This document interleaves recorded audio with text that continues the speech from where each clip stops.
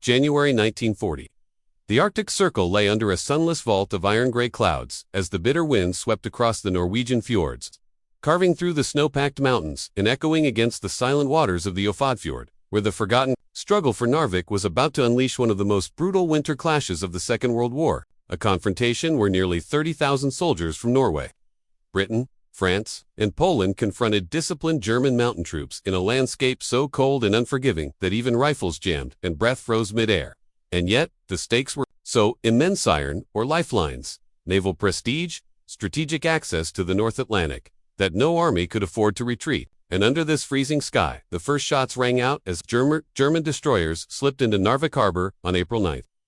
landing General Edward Djadal's seasoned Gebirgsjäger, while simultaneously sinking or crippling the small Norwegian fleet attempting to resist. And as these mountain troops seized the port, the world above the Arctic Circle transformed into a battleground where every ridge, every frozen slope, every abandoned cabin became a contested fortress, while the Allies rushed north by sea through blizzards and submarine-infested waters, landing British and French expeditionary units who immediately found themselves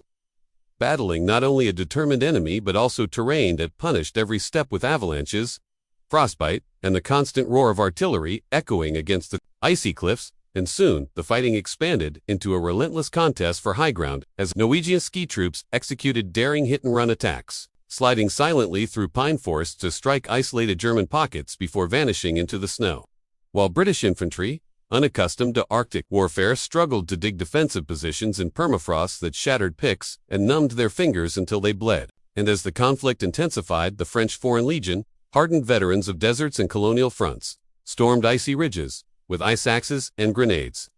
engaging German machine gun nests perched above precipices where a single misstep meant death. Yet despite the horrors, the Allied counteroffensive pushed the Gebirgsjäger back toward the mountains surrounding Narvik, their supply lines thinning, their ammunition dwindling, their ration crates lost beneath drifting snow,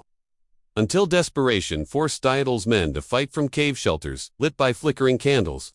But even then their discipline held as the endless Arctic night broke into pale, haunting daylight that illuminated shattered trees, blood-stained snow, and the wrecks of 10 German destroyers sunk during the naval duels in the fjord. Duels where British battleships thundered 15-inch shells that sent columns of white water into the gray sky. And as flames consumed the vessels, the fjord glowed, orange against the mountains, an inferno reflected on ice, like a scene carved from myth. But the battle on land raged on as Allied troops encircled German positions, launching coordinated assaults supported by Norwegian patrols who knew every ridge and gully. And by late May, they recaptured Narvik, the first major Allied victory against Germany, raising hopes across Europe that Nazi expansion could be reversed. Yet fate intervened with brutal irony as news arrived that German armor had torn through France and the Low Countries, threatening to collapse the entire Western Front, forcing Allied commanders at Narvik to make a heartbreaking decision: withdraw immediately, abandon Norway, and leave the exhausted Gebirgsjäger to retake the port they had nearly lost.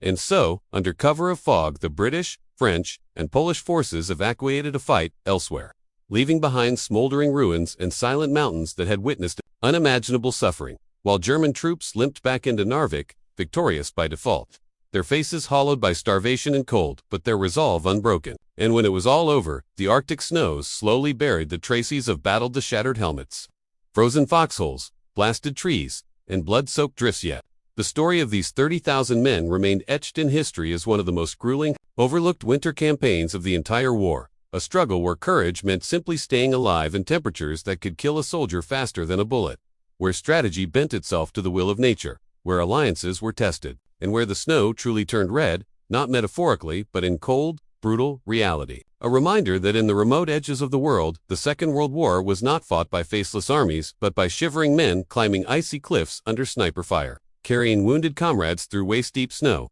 loading frozen artillery shells with numb hands, and looking up at a sky that provided no warmth, only the knowledge that survival meant enduring one more hour, one more night, one more impossible assault in a place where the world seemed made only of ice, steel, and silence.